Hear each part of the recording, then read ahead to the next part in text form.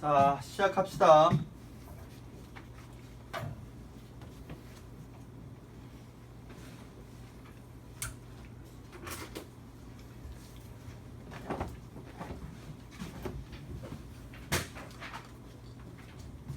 다 교시 가지고 있죠. 먼저 해야 될 얘기는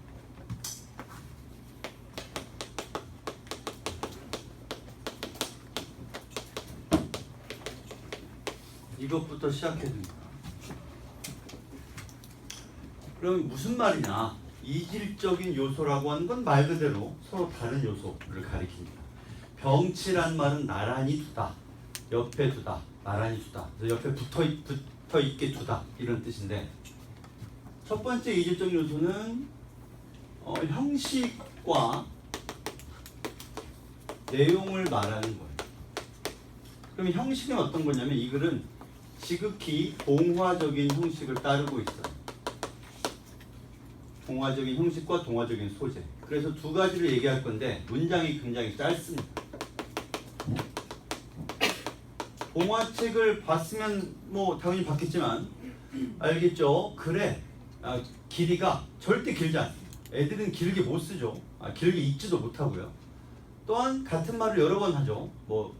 늑대가 찾아왔어요. 다음날 아침에 또 늑대가 찾아왔어요. 다음날이 됐어요. 늑대가 또 찾아왔어요.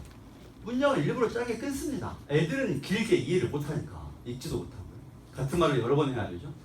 그 다음에 소재의 측면에서도 보면 누가 나오냐면 꼽추, 난쟁이, 또 굴뚝, 갈라라 이런 것들이 등장해요. 그럼 이런 것들은 어디까지나 동화적이죠. 일반적인 어른들이 읽는 소설에는 난쟁이니 달라란 이런 말이 안 나옵니다. 나오질 않죠. 근데 애들이 읽는 건 얼마든지 나오죠. 그 다음에 이런 동화적인 형식을 취하고 있으면서 형식과 소재에서 내용은 어떠한가? 내용은 지극히 현실적이죠. 그래서 착취당하는 노동자, 그 다음에 철거촌의 빈민, 그리고 격리된 하층민. 다시 말해서 형식과 내용이 도무지 어울리지가 않아요. 뭔가 이상합니다. 이런 것을 나란히 둘 생각을 아무도 하지 않았죠. 때문에 이 작품 문학사적으로 엄청나게 큰 충격을 준 거예요. 자, 설명은 들었지만 뭔가 잘 와닿지 않는다. 그러면 내가 바로 이 작품의 내용을 얘기를 해줄게요. 나와봐요. 주인공 아버지는 난쟁이입니다. 난쟁이라고 하는 건 실제 난쟁이기도 합니다만 동시에 소유계층을 가리켜요. 그리고 난쟁이에게는 3명의 자식들이 있어요. 3남매죠. 그래서 큰애 둘이 남자이고 막내가 딸입니다. 큰애는 공장에 갔다가 자기와 같은 노동자들이 너무나 억압을 많이 받고 있다, 착취가 너무 심하다 라는 생각을 해요. 이게 뭔가 바뀌어야죠. 근데 바꾸려고 노력을 했는데 모든 시도가 다 좌절되고요. 아무것도 바꿀 수 없다는 생각에 절망합니다. 그러고서 그 이유를 찾아봤더니 자기네 사장이 너무 나쁜 놈인 거예요. 정말 나쁜 놈이야. 그래서 생각하기를 내가 우리 공장 노동자들을 대표해서 이들을 위해서 내가 희생을 해야 되겠다. 그래서 저 정말 나쁜 사장을 죽이고 나도 법적인 처벌을 받겠다. 도망가지 않겠다. 그러고서는 정말로 칼로 찔러 죽입니다. 문제는 사장인 줄 알았는데 사장이랑 쌍둥이처럼 생긴 사장의 동생, 그것도 선량하기 그지없는 사람을 칼로 찔러 죽인 거죠. 당연히 도망가지 않고 거기서 체포가 됐고요. 법정에서 판결을 받습니다.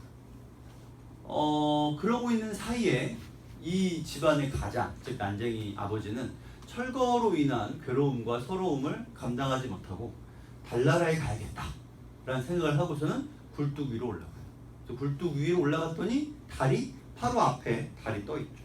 그리고 굴뚝에서 떨어져서 난쟁이는 죽습니다. 막내 딸이죠. 딸은 자기 이 판잣집에 입주권, 쉽게 말하면 투기하는 사람인데, 투기꾼인데 입주권을 사러 온 부자를 따라갑니다. 자동차 뒷좌석에 이웃 눈에 안 들키려고 고개를 최대한 숙이고 자동차 뒷좌석에 타서 따라가요. 시중을 들고 잠자리도 함께 하고, 그러고서 수면제를 먹여 재운 다음에 금고에서 자기 집 입주권 그리고 입주에 필요한 돈만큼만, 실제로 거금이 들어있었지만 아주 적은 돈만 딱 빼내서 필요한 만큼만 빼가지고 집으로 돌아왔지만 이미 아버지는 죽은 뒤에요. 막내 여동생은 큰오빠에게 말합니다. 큰오빠, 아버지를 난쟁이라고 부른 놈들은 다 죽여버려. 이렇게 말하고 작품이 끝나요. 안진병이와 꼽추는 자기를 괴롭히는 사기꾼을 만났습니다. 사기꾼은 사기를 치긴 했지만 법적으로는 잘못이 없어요. 빠져나갈 구멍을 만들어 놨거든요. 그리고 그렇게까지 악독한 사람도 아니에요. 사기는 사기꾼인 건 맞지만. 그리고 난쟁이와 꼽추는 철사로 이 사람을 묶어서 택시 뒷좌석에 넣고 택시를 불태웁니다. 작품은 살인, 방화, 구속, 재판 이런 것들로 가득 차 있고요. 근데 그 작품의 형식이 말했듯이 이렇다는 말이에요. 지극히 동화적이죠. 하지만 내용은 지극히 사실적이다. 이 미묘한 요소의 병치가 독자에게 큰 충격을 주게 됩니다.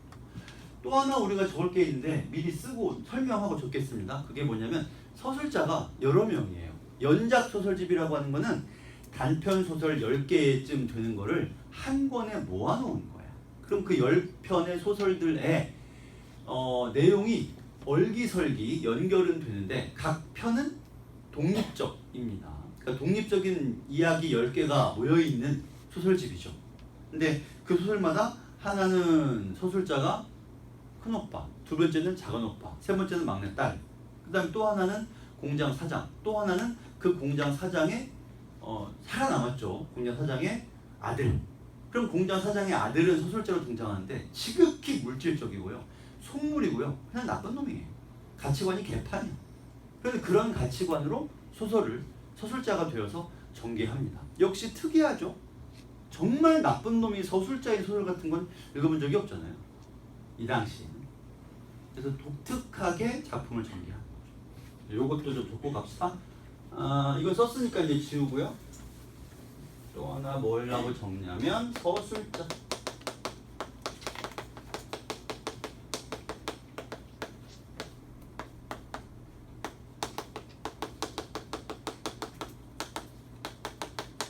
여러 가지 시선으로 내용을 전개. 그러다 보니까 어떤 특징이 있어? 사회를 총체적으로 분석할 수가 있어.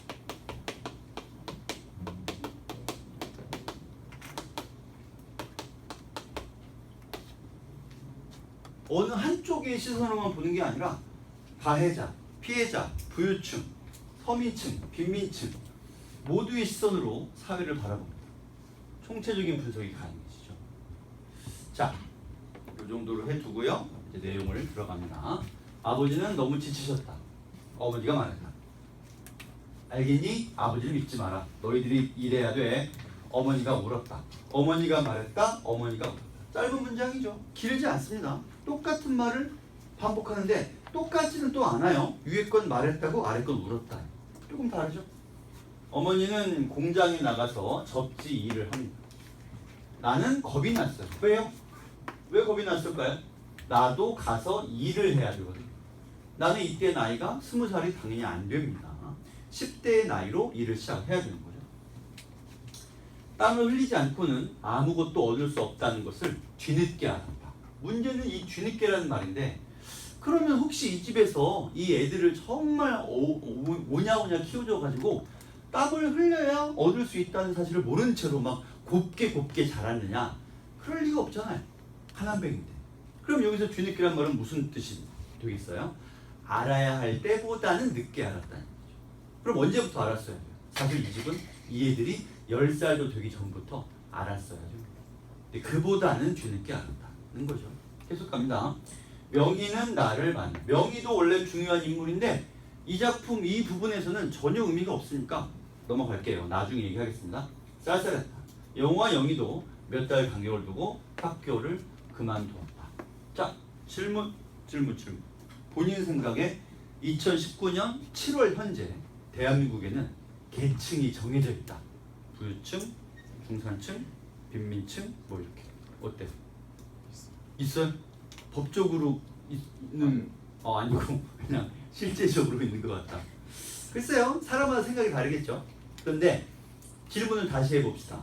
만약에 계층이라는 게 있다면 대한민국에서 계층 이동의 수단, 다시 말해 빈민층이나 하층에서 부유층으로 이동할 수 있는 가장 쉬운 수단은 뭘까요? 그런 게 있긴 있어. 이동하는 게. 이동할 수 있다면 뭘로 이동할 수 있겠어요? 로또? 로또는 너무 확률이 적잖아. 보통은 학문이죠. 공부해가지고 시험 봐서 좋은 대학 가거나 혹은 지금은 없어졌지만 사법고시나 외무고시를 봐서 고위공무원이 되면 한 방에 인생 역전이 가능해지기도 했습니다. 그리고 거기까지는 안 가더라도 어쨌든 빈민층이나 정말 돈 없는 집 자식들이 공부 열심히 해가지고 상위권 대학에 간 다음에 그 대학을 졸업해서 대기업에 취직해가지고 연봉을 받기 시작하면 그때부터는 자기를 포함해서 가족들이 먹고 살 수 있게 된다. 이런 것이 대한민국의 어떤 가장 흔한 계층 이동의 수단. 인지 어떤지 잘 모르겠어요. 요즘 같아서는. 뭐 과거에는 그랬으니까. 그런데 문제는 여기 있죠. 학교를 그만두었다는 얘기예요. 그럼 얘네들은 그 계층 이동의 사다리도 타고 올라갈 수가 없어요. 사다리 맨 밑단부터 벌써 사다리가 사라진 셈이죠. 어떻게 해 이거를? 그래서 이것은 기본권마저 상실하다. 교육은 다들 알고 있지만 권리이자 의무죠. 의무이면서 권리라는 얘기는 그것을 자기가 누리는 게 당연하다는 얘기야. 근데 그럴 수가 없어요. 그럴 시간이 어딨어. 나가서 돈 벌어야지. 마음이 편해졌다. 우리를 해치는 사람. 여기부터는 꼭 묶어요. 해치는 사람은 없었다. 우리는 보이지 않는 보호를 받고 있었다. 남아프리카의 원주민들이 일정 구역 안에서 보호를 받듯이 우리도 이질 집단, 이 말이 중요합니다. 이질 집단으로서 보호를 받았다. 그 다음에 어디까지냐면 나는 우리가 이 구역 안에서 한 걸음도 밖으로 나갈 수 없다는 것을 깨달았다. 여기도 이렇게 표시를 해주시고, 그러면 우리가 표시하는 것들로 보건대 이 말이 반어법이라고 보는 게 합당하겠죠. 그래서 해치는 사람은 없지만 보이지 않는 보호라고 표현했고 또 여기도 보호라고 표현하는가 했더니 여기는 좀 말이 달라졌지. 한 걸음도 밖으로 나갈 수 없다. 이 구역이란 그럼 어디예요? 어느 구역을 말하는 거예요? 빈민층이죠. 따라서 이것은 빈민층이 사회에서 여기 두 글자를 당신들이 맞춰봐. 두 글자 뭘까요? 보호는 아니죠. 소외, 고립 등등의 말이 있는데 우리가 보통 무언가를 어디에 두고 이쪽으로 못 넘어오게 하면 그것을 뭐 했다 그러죠? 그렇죠. 억지로 당한 거죠. 자기들이 그러니까 뭐 보호받고 있다라는 말은 반어법이고 실제로는 격리당하는 거죠. 야, 니네 더럽고 지저분하니까 이쪽으로 오지 마. 거기 있어. 나는 인수에서 일합니다. 이런 일을 하고요. 영호는 인수에서 일했어요. 나는 우리가 한 공장에서 일하는 게 싫었어. 왜요? 왜 그랬을까요? 이 싫은 이유가 뭘까요? 영호도 마찬가지니까 왜 형제가 같이 일하면 좋지 않아요? 영호는 먼저 철공소로 옮겼고요. 가구 공장으로도 갔습니다. 근데 거기 간 영호를 봤더니 뽀얀 톱밥 먼지와 소음 속에 서 있는 작은 영호를 보고, 이때 작다고 하는 건 키가 작다기보다 약한 이라는 뜻이겠죠. 나는 그만두라고 했다. 그럼 처음부터 왜 인수해서에서 같이 일하는 게 싫었던 거야? 형제인데 왜 싫었어? 뒤에 이유가 나와있죠. 여기가 너무 고생스러워서. 동생이 고생하는 게 보기 싫고 동생도 형인 내가 고생하는 게 보기 싫으니까 야, 넌 딴 데 가. 난 여기 있을게. 그래서 동생이 나가서 다른 공장에 갔더니 거기는 더 고생스러워. 야, 안 돼. 다시 와. 거기가 더 힘들구나. 그래서 다시 와서 인수해서 같이 일하게 돼. 이것은 결국 이 부분은 열악한 노동 환경을 보여주고 있습니다. 인쇄 공장의 소음도 무서운 것이었지만 인쇄 공장에는 톱밥 먼지는 없었거든요. 가구 공장에는 소음에다가 톱밥 먼지까지 있으니까 이건 아니다 싶었던 거죠. 우리는 죽어라 이랬다. 우리의 팔목은 공장 안에서 굵어갔다. 10대 중후반의 팔목은 어디서 굵어가야 돼요? 다니는 학교의 운동장이나 학교 끝나고 놀러 가서 친구들끼리 치고받고 싸우든지 아니면 재밌게 놀든지 거기서 굵어가야죠. 이들의 팔뚝은 뼈는 공장에서 굵어가고 있습니다. 영희는 그때 슈퍼마켓 한쪽 빵집에서 일했어요. 우리가 고마웠던 것은 환경이 깨끗해. 다행이네요. 그래도 우리는 열악하게 일하고 있었으니까 막내 여동생만큼은 깨끗하게 일하니 다행이다고 생각을 한 거예요. 영화나는 유리창 밖에서 영희를 봤습니다. 영희는 예뻤다. 사람들은 영희가 난쟁이의 딸이라는 걸 믿지 않을. 왜요? 이유가 뭘까요? 이유가 뭘까? 이유가 뭘까? 예쁜데 왜 난쟁이 딸인 겁니다. 뭔 상관이야? 뭐 곱게 생겨 예뻐서가 곱게 생겨서는 다른 말이에요? 같은 말 아닌가? 왜 사람들은 영희가 예쁜 걸 믿지 않, 난쟁이 딸인 걸 믿지 않으려고 했을까요? 예뻐서라는 것은 이유가 되긴 되는데 우리가 다르게 읽어야 돼. 자, 이 작품에서 난쟁이라고 하는 것은 아버지가 난쟁이도 하지만 난쟁이가 의미하는 바는 뭐냐면 소외계층을 의미해요. 그럼 이걸 바꿔 읽어봐요. 어떻게 돼요? 사람들은 소외계층에게서 뭔가 긍정적이거나 좋은 점이 있다는 것을 믿으려 하지 않는다. 이렇게 읽을 수 있겠죠. 어떻게 쟤들은 지저분하고 더럽고 아무런 능력도 없는 무능하고 저질인 것들인데 아니 저기에 저렇게 예쁘거나 혹은 좋거나 혹은 긍정적인 어떤 점이 있어? 에이 말도 안 돼. 거짓말이겠지. 뻥치는 거겠지 뭐. 이러한 사회적인 편견을 이렇게 표현합니다. 이 작품의 문장들은 어마무지하게 상징적인 문장들이 되게 많습니다. 읽을 때 지적인 허영에 내가 뭘 읽으면서 나는 지식을 막 빨아들이는 게 좋아 라고 하는 사람들은 이 글을 읽으면 느끼는 바가 굉장히 많죠. 뭐 아무튼 여기다가는 우리가 소외층에 대한 편견, 선입견 둘 다 되겠죠. 무조건 부정적으로 보는 거예요. 우리는 무슨 일이 있든 공부는 해야지. 그렇죠. 공부는 해야지 라고 생각했다. 공부를 하지 않고는 우리 구역에서, 이때 우리 구역이란 말의 뜻이 빈민촌을 가리킵니다. 벗어날 수가 없다 고 생각했다. 세상은 공부를 한 자와 못한 자로 너무나 엄격하게 나누어져 있었다. 여기서 공부를 한 자와 못한 자라고 하는 건 성적이 낮은 사람을 말하는 게 아닙니다. 공부라는 걸 아예 못한 자를 말하는 거예요. 학문의 기회가 주어지지 않는 사람. 그러다 보니까 그들에게는 뭐가 주어지지 못해요? 고소득이 주어지지 못해요. 학문의 기회가 없었으니까. 하다못해 이 사람들은 쉽게 말하면 편의점 알바를 해서 포스기 조작을 할 수가 없어. 그 정도의 지식이 주어지지 않은 거죠. 끔찍할 정도로 이 문장도 굉장히 흥미롭죠. 끔찍할 정도로 미개한 사회였다. 이 문장도 흥미롭고요.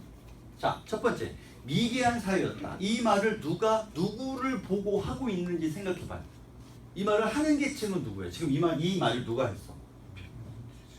소유계층 했어요. 이 집에 지금 이 서술자가 누구냐면 난쟁이 집안의 큰형이에요. 영호야, 영호. 아니, 영수죠. 큰형 이름이 영수니까. 둘째가 영호, 막내가 영희. 다시 말해 소유계층이 사회 전체를 보고서 미개하다라고 말하는 거죠. 뭔가 좀 아이러니하죠. 근데 그 말이 맞는 말이에요. 왜냐면 여기서 말하는 미개하다라고 하는 것은 자기와 다른 무엇인가에 대해서 무조건 배관시하고 비난하고 멀리하고 격리시키는 것을 가리킵니다. 즉 자기와 다른 것에 대한 인정과 포용이 전혀 없어요. 그냥 꺼지라는 얘기죠. 우리에게 힘이 있고 권력이 있으니까 너희 미개하고 못난 것들은 사라져 라고 말하는 이 사회가 너무나 미개하고 야만적이다 라는 뜻입니다. 그건 맞는 말이죠. 다름에 대한 포용이 있어야 될 거 아니에요. 학문이 없는 사람은 무조건 발로 차서 꺼지라고 말하는 사회가 미개한 사회가 아니고 뭐겠어요. 그래서 이 말은 메모를 이쪽에 할게요. 미개한 사회였다 이렇게 말하는 것은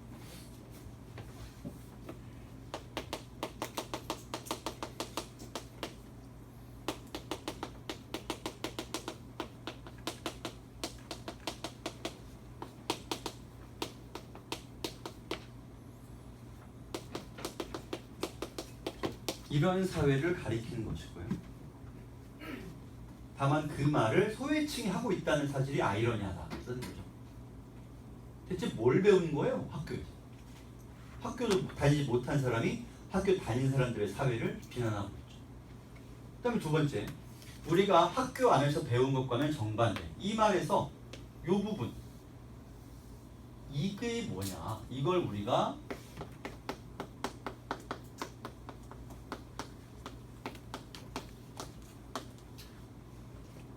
이거 일단 아저씨 이거 읽어봐요. 이데올로기. 잘 읽었는데 영어식으로 발음을 해봐야지. 영어 단어인데 영어식으로 발음은 아이디알러지라고 발음해야 되죠. 그럼 저걸 이데올로기라고 읽는 거는 우리가 어디서 들어온 말이? 원래는 일본식 발음이거나 아니면 이 말이 원래 온 어원은 히브리어나 히라보 쪽에서 온 말이죠. 그때는 플라톤에 대해서는 들어는 봤을 거 아니야. 플라톤이 말하는 이상세계가 뭐예요? 이데아죠, 이데아. 이데아가 여기 이곳에서 거기서 이 말이 왔단 말이에요. 말 그대로 이념이라는 뜻인데 지배 이데올로기란 지배 이념을 가리키잖아. 그럼 지배 이념이라고 하는 건 뭐예요? 우리가 학교에서 이제 막 사회 구성원이 되려는 사람들에게 이런저런 사상을 가르치죠. 착해라, 이웃을 도와라, 선해야 한다, 거짓말하지 마라, 사기치지 마라, 친구와 친하게 지내라, 이런 걸 가르쳐. 그걸 지배 이데올로기라고 해. 근데 문제는 학교에서는 그렇게 배웠는데 학교 밖으로 나와봤더니 사회는 어때요? 가진 게 없으면 살 수가 없습니다. 타인에게 무시당하는 것은 너무나 당연한 일이고요. 내가 유능해야 타인을 도울 수도 있고 타인을 괴롭힐 수도 있어. 거꾸로 말하면 내가 무능하면 착하게 사는 것조차 힘들어요. 내가 먹고 살 수가 없는데 어떻게 타인을 돕나? 당장 내 입에 들어갈 게 없는데. 그래서 사회에 나와봤더니 지배 이데올로기와는 지배 이념과는 정반대로 움직이더라. 다시 말해 지배 이념의 허상을 깨달은 것이죠. 묶어야 되겠지. 나는 무슨 책이든 잡힌 대로 읽었다. 일을 하다 말고 원문을 읽는 그렇게 생겼다. 무조건 책을 읽어요. 동생들에게 필요하다고 느끼는 것은 판을 들고 와서 올 것이 교정쇠를 내기도 했다. 이 말만 이해하고 나머지 안 읽어도 돼요. 교정쇠를 낸단 말은 무슨 말이냐면 지금은 인쇄를 다 컴퓨터로 하지만 옛날에는 인쇄한다고 하면 어떻게 했냐면 큰 판에다가 금속 활자를 잡고 이렇게 계속 끼웠어. 글자대로. 그러니까 요게 다 글자가 이게 책 내용이면 요만한 판에다가 요 한 글자 해당하는 활자를 끼우는 거예요. 반대 방향으로 끼워가지고 그걸 그대로 뒤집어서 잉크를 칠한 다음에 종이로 찍어내. 계속. 그게 종이 책 만드는 방법이었어. 그러면 이 사람 무슨 일을 한 거냐면 일부러 활자 몇 개를 잘못 끼워 넣어요. 그리고 인쇄를 해. 그럼 잘못 나올 거 아니야. 그럼 그걸 들고 가서 저 죄송한데요. 활자를 잘못 찍었는데 이거 어떡하죠? 야 임마! 똑바로 했잖아. 갖다 버리고 저 바꿔서 새로 찍어. 왜냐면 오타 있는 책은 못 내니까. 그럼 갖다 버리라는 걸 들고 어디로 가? 집으로 가서 동생들에게 야 이거 좀 읽어봐 하는 거죠. 자기가 잘못 찍은 글자 아니까 그건 바꿔주면 될 거 아니야. 그렇게 해서라도 동생들에게 읽게 했다. 아니 그냥 책 사들고 가면 안 돼요? 책 살 돈이 어디 있어? 그럴 돈이 있으면 싸게 사야죠. 자, 계속 공부를 했고요. 고입 검정고시를 거쳐 방송통신고교에 입학을 했습니다. 10대예요 진짜. 그 다음에 중략이 되고요. 그의 겨울을 아버지는 방 안에서 났다. 겨울이라는 표현 계절이 등장합니다. 우리가 앞에서도 한번 얘기했지만 겨울이라는 계절은 하층민에게 힘든 시기. 그렇잖아요. 추우니까. 여름도 힘들지만 겨울이 더 힘들죠. 밤에 명희 언니 와가지고 영희 엄마 입주권이 올라요. 아침에 얼마 해가지고요 15,000원이 올랐어요. 15,000원은 지금 돈으로 따지면 정말 많이 쳐줘봤자 10만 원이 안 될 거예요. 물가 인상을 쳐주면. 근데 이 사람들은 지금 그걸 가지고 막 굉장히 감탄을 하고 있죠. 10만 원 가지고요.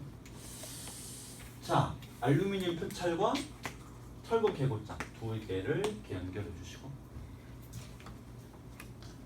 자, 설명을 좀 들어요. 나 보고 한참은 아니고 잠깐 설명할 테니까 좀 보세요. 나 보세요. 나 봐요. 누구 차례지? 철거촌에 가본 적 있어요? 있어? 어디 있는 거야? 가리봉동. 93년에 내가 대학에 들어갔거든요. 여기가 빠져가지고 아주. 자, 어쨌든 93년이었는데 그때 행당동 철거촌에 가본 적이 있습니다. 그래서 뭐랄까 이제 계단도 엄청 가파르고요. 집 되게 낮고 집은 안에 들어가면 물을 떨어뜨리면요 물이 흘러. 원래 고여 있어야 되잖아. 물방울이 흐르고요. 당연히 누우면은 이제 점점 밑으로 흘러내려가죠. 이웃 뭐 길거리 지나가지고 다 들리고요. 생각해봐요. 지하철은 땅 밑을 다니지만 출구는 1층에 있습니다. 그리고 그 1층과 이어져 있는 동네는 집값이 비싸죠. 이 집을 빈민들은 살 수가 없어요. 그럼 어디로 가요? 땅 밑으로는 들어가봤자 집이 없으니까 위로 올라가야죠. 올라가서 이런 데에다가 이제 집을 지어요. 저긴 자기 땅인가? 아니죠. 시 소유나 국가 소유의 땅을 무단으로 집을 짓는 겁니다. 우리나라는 좀 덜하지만 어떤 나라들은 점유권을 인정해줘요. 무슨 말이냐면 어떤 사람이 집이 두 채라고 치자. 한 채는 자기가 살아. 한 채는 비어있어. 나중에 뭐 팔아먹거나 하려고 비워놨단 말이에요. 그러면 그 집에 누군가 몰래 들어가서 한 6개월, 한 1년 살았다고 치자. 근데 내가 나중에 이제 이 집에 전세를 주거나 아니면 팔려고 가봤더니 이상한 사람이 살고 있어. 뭐야? 당장 나가요. 라고 했더니 그 사람들이 우리 여기 1년 살았어요. 우리 권리 인정해줘. 라고 하면 우리나라는 뭔 소리야? 당장 꺼져. 라고 하겠지만 어떤 나라들은 점유권을 인정을 해줍니다. 그래서 그 사람들을 집에서 나가게 하려면 법적인 절차를 밟아야 되고 경제적인 보상도 해줘야 돼요. 잘 이해가 안 되지만 조금만 더 거슬러 올라가서 처음에 집이라는 것, 거처라는 게 어떻게 생겨났나를 돌아가 보면 그들의 가치관도 이해할 만도 합니다만 뭐 그건 넘어갑시다. 따라서 이들이 비록 남의 시 소유나 국가 소유의 땅에 집을 지었지만 나중에 이제 아파트가 짓다 못해서 여기까지 올라와가지고 이걸 싹 다 밀어버려 여기다가 대형 아파트 단지를 아주 뭐 전망이 좋겠죠? 산이니까 짓는다고 치자. 그럼 이 집은 다 헐어버려야 될 거 아니에요? 헐어버리고 거기다가 원래 살던 사람들에게 입주권이라는 걸 주었어. 근데 문제가 있어요. 새로 지은 아파트에 들어가려면 두 가지가 필요합니다. 하나는 입주권. 또 하나는 뭘까요? 돈이죠. 아니 집을 돈 주고 사야지. 자, 그럼 생각해봐요. 이쪽에는 입주권이 있고 돈이 없는 사람들이 있습니다. 한쪽에는 돈은 썩어났는데 입주권이 없는 사람들이 있어요. 그럼 이 둘 간에 뭐가 일어나겠어? 거래가 일어나죠. 다만 이쪽 사람들에게는 입주권은 휴지 조각과 별 다를 바가 없어요. 왜냐면 어차피 그 집에 못 들어가니까. 아파트 살 돈이 있으면 처음 여기 안 살았겠지. 그러면 휴지 조각이나 다름없는 이 입주권을 이쪽에서 돈 주고 산다는 거야. 싸게 팔 수밖에 없죠. 비싸게 팔 이유가 없잖아요. 어차피 휴지 조각인데. 물론 이들이 이걸 싸게 안 팔고 버텨가지고 아주 비싼 값에 팔릴 때까지 버티면 좋겠지만 그럴 여유도 없어요. 하루하루 벌어먹고 사는데. 그래서 입주권을 얼마에 지금 판다고요? 15만원, 17만원, 18만원, 20만원에 팔고 있어요. 요즘 돈으로 끽해봤자 100만원? 이쪽 저쪽입니다. 그걸 가지고 아파트를 한 채 사서 들어가면 몇천만원 하겠죠. 아파트니까. 몇천만원짜리 아파트를 사서 가만두면 옛날 같으면 값이 어떻게 되겠어? 1년 있으면 1억, 2년 있으면 3억, 5년 있으면 5억. 돈이 돈을 벌고 집이 집을 벌고 그리고 이 사람들은 어떻게 되겠어요? 20만원 들고 또 어디 산에 찾아가서 집을 짓고 또 살아야죠. 자, 그러면 이것과 이것은 왜 필요한 거예요? 이 두 개가 있어야 입주권을 받고 그 입주권을 가지고 돈으로 바꿀 수가 있으니까 두 가지가 필요합니다. 이거는 주소가 써있는 동사무소에서 발급해준 문패 같은 거고요. 이거는 당신 집이 당신 건데 우리가 그 당신 집을 철거할 거야 라는 철거 계고장입니다. 두 개가 있어야 증거가 되죠. 질문. 사형수가 자신에게 사형을 선고한 선고장을 코팅해서 집에다가 액자로 걸어두는 일이 있을까 없을까? 그런 일은 없겠죠. 미치지 않습니다. 이거는 이들에게는 사형 선고와 별 다를 바가 없어요. 너희 집을 우리가 철거하겠다 이런 뜻이죠. 근데 이들은 이거를 소중하게 간직을 해야 돼요. 그래야 입주권과 바꿀 수가 있으니까. 미묘하죠. 아주 미묘해요. 두 개를 묶어서 입주권을 팔기 위한 준비.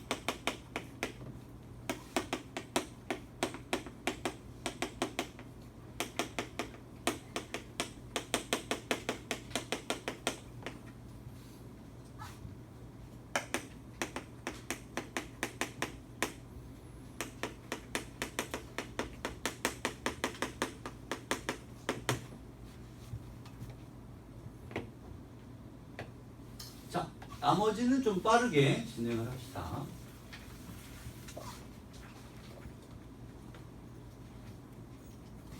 영희야, 어머니가 불렀다. 아버지 어디 가셨니? 모르겠어요. 영우야, 나가셨어요. 영희야, 큰오빠 어디니? 방에 있죠. 자, 누가 봐도 문장이 짧죠. 정말 짧은 문장이 반복이 돼요. 아버지가 어디 가셨을까? 어머니가 불안했다. 얘들아, 아버지 찾아봐라.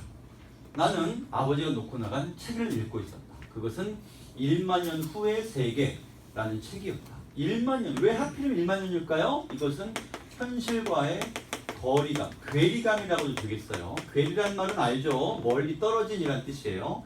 괴리감을 부각, 더 괴리감을 크게 표현하는 거죠.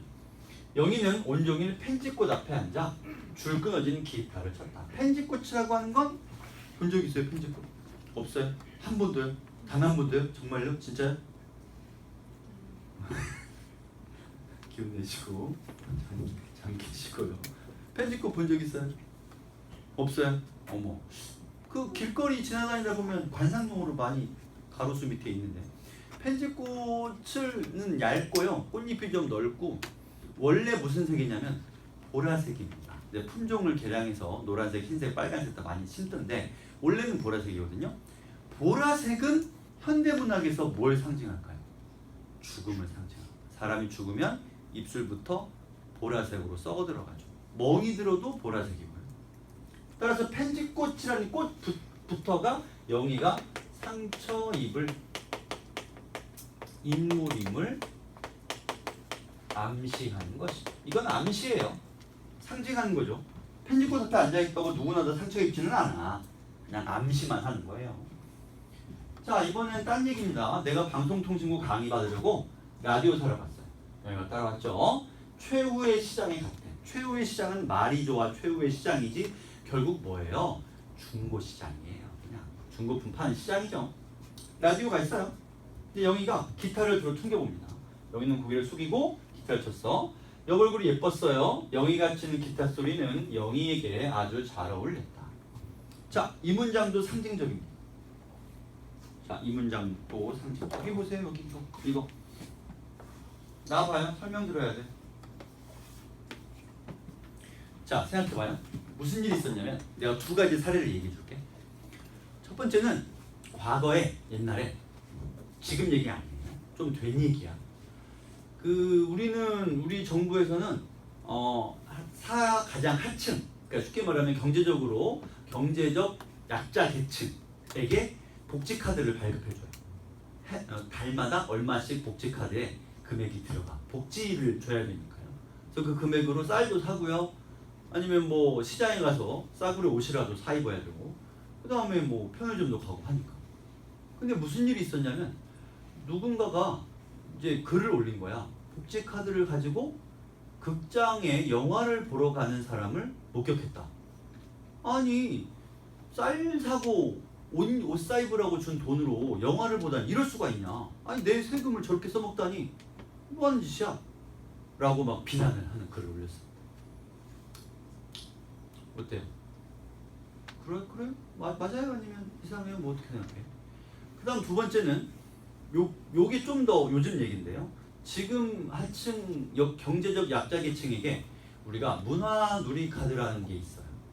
그것보다 더 그거랑 비슷한 또 다른 카드가 있는데 간단해요. 여기도 역시 금액이 일정량 충전이 되고요. 이 금액으로 문화 혜택을 즐길 수가 있습니다. 영화를 보거나 연극을 보나. 많은 돈은 아니에요. 적은 돈이에요. 영화 한 편 보면 이제 다 더 영화가 그러니까 서점에 가서 책을 사거나 할 수 있는 돈입니다. 근데 그거를 도입한다고 했을 때도 시끄러웠죠. 아니 무슨 그런 걸 주냐. 그럴 바에야 그냥 쌀 사 먹게 마트나 편의점 갈 수 있게 돈을 줘라. 그런 걸 왜 주냐? 이 문장은 어때? 영의를 우리는 뭐로 치환할 수 있겠어요? 소외계층의 식구죠.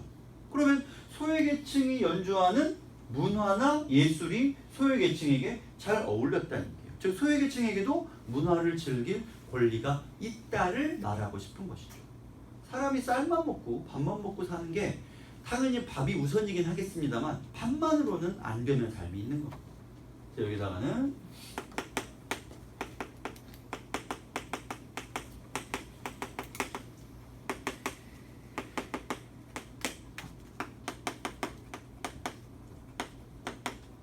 이렇게 바꿔서 읽어야죠. 나는 먼저 골랐던 라디오를 살 수 없었어요. 그래서 좀 더 싼 것으로 바꾸면서 그 기타를 가르쳤습니다. 라디오는 고장이 났고요. 기타는 줄이 끊어졌습니다. 결국 이 선택은 실패한 거예요. 근데 이렇게 생각해보죠. 어떤 사람이 이제 이걸 읽고 나서 야, 이 큰 오빠는 너무 멍청하다. 그럴 게 아니라 기타를 살 게 아니라 더 좋은 라디오를 샀어야지. 그래서 라디오로 방송통신국의 수업을 열심히 듣고 열심히 들어서 대학에 가고 대학에 가서 취업을 하고 취업을 해서 월급을 받아가지고 좋은 기타를 그때 사주면 되지 않냐. 지금 이렇게 해버리면 안 되지 라고 충고하는 게 가능할지도 모르겠습니다. 하지만 생각해보면 그때까지 무조건 참으란 얘기예요. 몇 년이 걸릴지 모르는데 최소한 10년인데 아무리 적게 잡아도 고교 졸업, 방송통신국 졸업, 대학 입학, 대학 4년, 대학 졸업해서 취직, 첫 월급 10년은 걸리겠죠. 군대도 갔다 와야 되는데 그동안 참으라고 무조건. 또한 두 번째, 그게 말대로 다 돼요? 될 거 확실해? 그것도 알 수 없잖아요. 자, 나는 아버지가 무슨 생각을 하고 있는지 알 수가 없었어요. 1만 년 뒤에 세계라는 책을 아버지는 젊은이에게 빌렸어. 젊은이는 누군가? 지섭이라는 인물입니다. 지섭은 개천 건너 주택가에 살아요. 따라서 이때 개천 건너라고 하는 것은 경계죠. 부유층, 부촌과 빈민촌. 그럼 지섭은 부촌에 살고 있는 부유층이냐? 아닙니다. 여기 보면 지섭은 가정교사라고 써있죠. 3층 집에 살긴 살지만 가정교사예요. 요즘은 이게 없어요. 과거에는 입주과외라는 게 있었어. 이게 뭐냐면 지방에서 올라와서 서울에 학교 다니는 상위권 대학 학생들이 이제 집은 가난한데 과외를 하면서 동시에 하숙도 하는 거예요. 그 집에 가 살면서 과외도 하는 거죠. 과외비도 조금씩만 받고 대신 하숙비는 안 받고 과외를 하는 겁니다.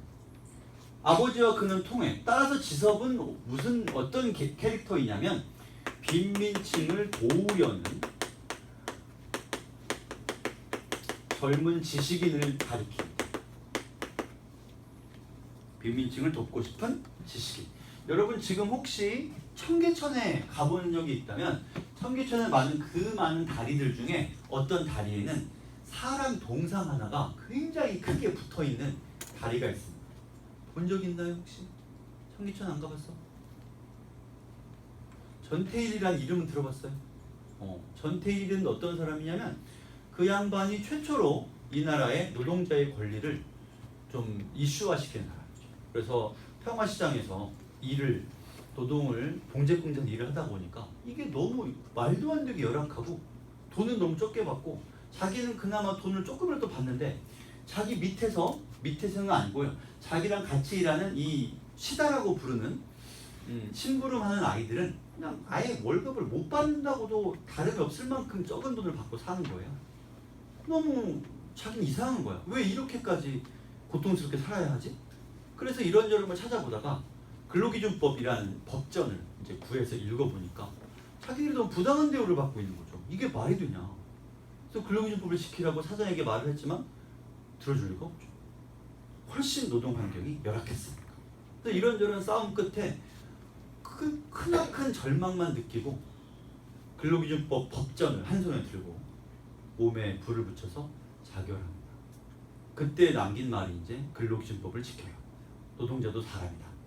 그때부터 대한민국의 노동운동이라는 게 시작이 된 거죠. 만약에 당신들이 나중에 취업해서 노동자로서 권리를 누려 휴가도 가고 휴일 야근 수당도 받고 특근 수당도 받고 그런다면 그 출발은 전태일로부터 출발했다라고 해도 과언이 아닐 정도입니다. 근데 그 사람이 남긴 말 중에 어떤 말이 있냐면 아까 이런 말이 있었죠? 어디 갔어? 세상은 공부를 한 자와 못한 자로 너무나 엄격하게 나뉘어 있었다. 전태일이 남긴 말이 이거예요. 나에게 대학생 친구 한 명만 있었다. 단 한 명의 대학생 친구만 있었어도 내가 이렇게까지 괴롭지는 않았을 텐데 라는 말을 남겼어요. 그러니까 지섭은 지금 전태일을 모델로 출연한 캐릭터지만 전태일이 원했던 대학생 친구지만 별로 도움은 안 돼요. 더 가봅시다. 지섭이 아버지에게 말해요. 그는 이 땅에서 우리가 기대할 것은 없다고 말합니다. 이 땅은 어딘데요? 사람들은 사랑이 없는 욕망, 다시 말해 이기심이죠? 갖고 있습니다. 그래서 단 한 사람도 남을 위해 눈물을 흘리지 줄 모릅니다. 이제 이런 사람들 사는 땅은 죽은 땅이죠. 이 땅은 죽은 땅이에요. 따라서 탐욕적이고 그 다음에 유대감이 없는 배려도 없는 그런 땅을 죽은 땅이라고 말하는 거죠. 하긴 그러고 끝나. 근데 우리는 이 하긴 뒤에 나온 말을 봐야 돼요. 이 말이 굉장히 중요하거든요. 프린트 5분의 3을 펴봐요.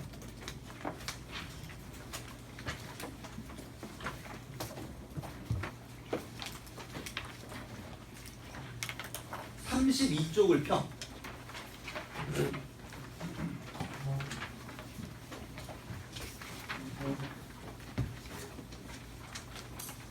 (32쪽) 폈어요. 폈어. 그러면 하긴을 찾아. 하긴. 지문 가운데쯤 하긴이 있어요. 찾았냐? 하긴 뒤에 보세요. 아저씨는 평생 동안 아무 일도 안 하셨습니까? 일을 안 하다니. 일을 했지. 열심히 일했어. 그럼 뭔가 나쁜 짓 하신 적 없어요? 법을 어긴 적 있죠? 없는데? 에이, 그럼 기도를 안 드리셨네. 간절한 마음으로 기도를 드리셨어야지. 기도도 올렸지. 그런데 이게 뭡니까? 뭐가 잘못된 게 분명하죠? 나와봐요. 세 가지를 물어봤어요. 첫 번째, 일 똑바로 했어요? 우리 가족 모두가 일했어. 그럼 뭔가 범죄를 지은 적은 없어요? 전혀 없어. 그럼 왜 기도를 안 했어요? 기도했다니까? 그런데 이게 뭐예요? 그럼 이게 뭐예요라는 건 무슨 말이냐면, 자, 내가 질문해 볼게요. 어떤 사람이 가족 전체가 죽으라고 일해. 그다음에 죄를 지은 적이 없어.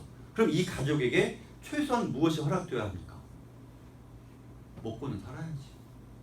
굶지는 말아야지. 그렇지 않습니까? 아니, 집이 없을 수 있다고 칩시다. 집값이 너무 비싸니까.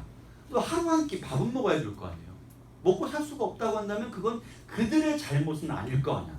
다른 누군가의 잘못이겠지. 열심히 일을 했으니까.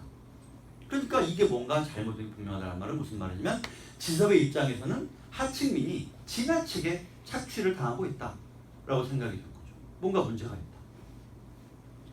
그 다음을 읽어볼게요. 이제 이 죽은 땅을 떠나야 됩니다. 떠나다니 어디로? 달나라로. 얘들아, 어머니의 불안한 음성이 높아졌다. 잠깐만요. 그러면 얘들아, 어머니의 불안은 높아졌다라고 하는 건 우리가 앞에서 읽고 있었던 어머니가 아버지 어디 가셨니? 아버지 어디 가셨니? 아버지 어디 가셨니? 묻고 있었고, 그 다음에 영수가 과거 회상을 하고 있었어요. 회상하다 말고 다시 엄마가 아버지를 찾는 장면으로 넘어가는 거예요. 그래서 이 작품은 회상과 현실이 왔다 갔다 하는 게 굉장히 불친절해. 회상 끝! 현재 시작! 이렇게 안 알려줘요. 그냥 독자가 그때그때 찾아가지고 읽어야 돼요. 그리고 어머니가 아버지를 발견을 한 거예요. 어디 있어 아버지가? 보시면 나는 뛰어나갔다. 다시 현실을 왔죠. 영호영이는 엉뚱한 데를 보고 있고, 나는 하늘을 봤어요.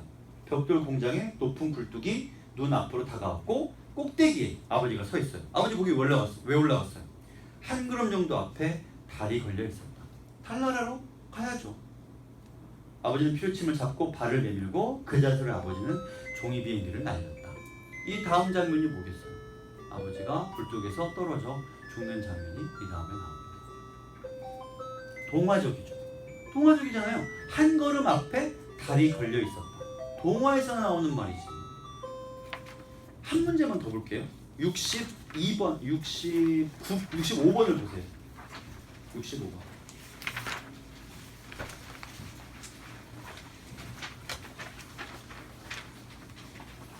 자, 65번에 문제 보기에 뭐 있어요? 철거 계고장 있죠? 그게 원래는 소설 속에 들어있었거든? 문제 내려고 밖으로 뺀 거야. 철거 계고장 그대로 복사한 거예요. 그것을 소설에 실었어. 주소만 바꿨어. 주소가 어디야?